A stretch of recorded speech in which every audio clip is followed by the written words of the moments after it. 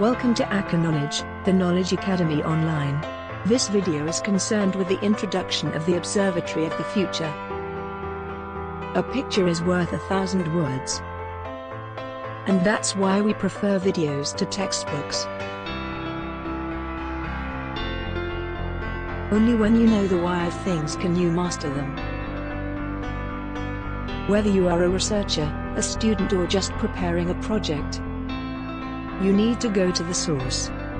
You need to visit the most important portals of the entities that plan, finance and disseminate knowledge.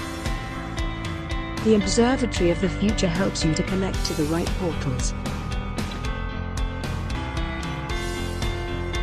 Be it in futurism, that is, a point of view that finds meaning or fulfillment in the future rather than in the past or present.